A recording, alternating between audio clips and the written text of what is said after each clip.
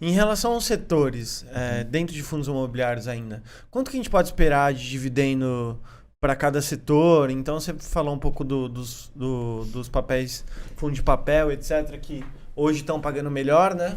Mas quanto que a gente pode esperar, então, para um fundo de shopping, por exemplo, um fundo de laje corporativa, fundo de papel? Como que hoje a gente pode esperar a rentabilidade dentro desses setores? Lembrando, com base nas informações que a gente tem hoje aqui, eu acho que um fundo de papel, pelas condições de projeção de inflação, entre 12% e 15% me parece razoável. Agora, quando a gente olha para os setores, temos que ter outro cuidado. Porque nós não temos tantos setores assim. A gente até tem, mas tem setores que não tem quase nenhuma representatividade. E liquidez, né? Principalmente liquidez.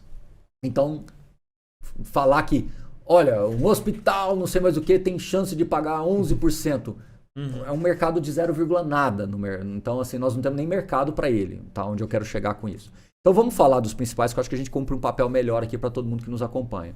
Eu acho que o setor de renda urbana tem tudo para manter aí um rendimento mais próximo de 10, até um pouquinho mais. Tá? Renda urbana seria? Renda urbana é quem está escolas, supermercados, atacarejos, clínicas de diagnóstico, são os imóveis urbanos propriamente dito, né?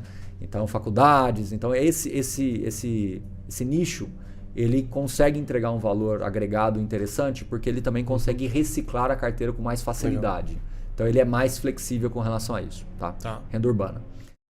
Quando você vem para shopping, nós temos um gatilho muito importante ainda, que o shopping continua, vou falar um termo bonito aqui para aparecer. Eu falo que a gente tem que falar um termo bonito. A gente é feio, então a gente tem que falar um termo bonito para parecer bonito, né? Ele ainda está num ramp-up, né? Ou seja, o fundo de shopping, a gente falou disso há um ano atrás, que os fundos de shopping iriam se recuperar.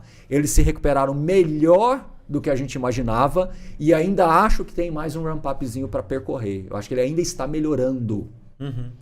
Então, eu acho que fundo de shopping acaba entregando também um yield de 9,5, indo para 10 em alguns casos. Entre 9 e 10 é um bom número, tá? Fundos de logística, depois do episódio Americanas, eu acho que assim, a impressão que eu tenho é que não foi legal isso, sabe? O logístico sentiu muito depois do episódio Americanas. Não pela Americanas em si. Tinha algumas exposições, tem alguns fundos com mais ou menos exposições, ok. Mas é porque parece que expôs uma fraqueza de alguns players de comércio eletrônico que estavam muito comprados na ideia. Então a pergunta que eu te faço é, será que o case Americanas vai transbordar para outros e abrir oportunidades para outros players preencher, ou vai elucidar um enfraquecimento como um todo de pessoal que estava otimista demais?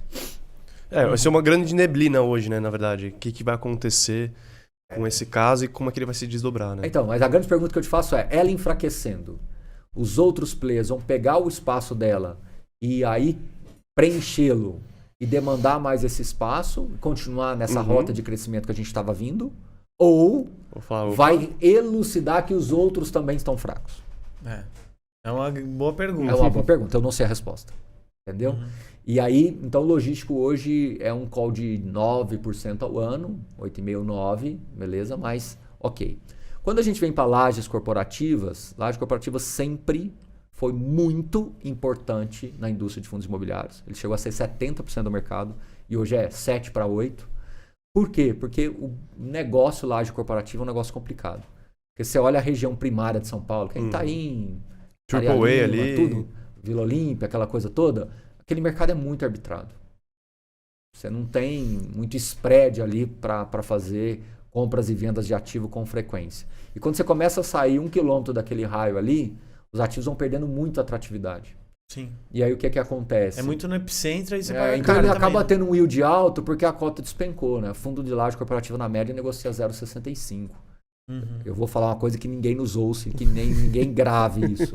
Mas às vezes a impressão que me dá, cara, que o gestor de laje corporativa vendeu os prédios tudo e devolveu o dinheiro patrimonial para o cotista e acabar. É melhor. É melhor. Tipo assim, vamos sobrar só esses da Faria Lima aqui mesmo e vamos vender o resto? É que se eles venderem, ferrou, né? Se começarem a vender... Não, mas assim, aí você pode virar para mim, vamos falar comercialmente falando, mas o cara vai acabar com o business dele. Se eu fosse um gestor de um fundo de laje puramente simples, eu falava para o meu cotista o seguinte, amigo, vamos fazer o seguinte, eu vou vender o patrimonial, vou te devolver o dinheiro.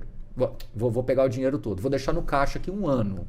Está na renda fixa? Vai estar rendendo bem? Eu dou um baita desconto da taxa de administração. Em um ano, eu vou mudar o regulamento desse fundo, eu vou transformar nesse fundo mais híbrido, um fundo de properties, em que eu vou poder acessar outros tipos de imóveis. Se eu não conseguir fazer isso em um ano, eu te devolvo todo o dinheiro. Topa? Cara, eu tenho certeza que toparia. Eu faria 1000 lives para incentivar isso a acontecer. Tô falando. Hoje os fundos, eles têm porque, essa assim, para capacidade mim, esse é o caminho. de manter caixa. Ué, por que não? Porque hoje, pelo que eu pouco conheço, acho que você é muito mais especialista em fundos imobiliários, pelo que eu leio, toda vez que tem uma liquidação de fundo, de um prédio, de um galpão logístico, ele necessariamente ele precisa repassar esse valor. Ele pode guardar 95% do resultado. do resultado mensal. Não. Mas ele pode segurar a caixa. Peraí. Vamos dar 10 passos para trás. A lei dos fundos imobiliários diz que você tem que distribuir 95% do resultado líquido semestral. Resultado é lucro. Então, se eu comprei um prédio por 100 milhões e hoje ele está valendo 150 milhões e eu vendo esse prédio, eu tenho que distribuir 95% dos 50. E posso manter 100 milhões volta pro caixa. Fica como caixa. Porque senão ferrou, né? Qualquer venda que fizesse... Eu posso devolver os 100 milhões, mas ele não entra como rendimento, ele entra como amortização. Perfeito. Então, o que isso quer dizer na prática? Se eu tenho um portfólio de 1 bi em prédios corporativos, estou dando um exemplo, e eu estou descontado pra caramba do mercado, etc. Eu pego só o filé e falo, o que não é filé, eu vou vender tudo.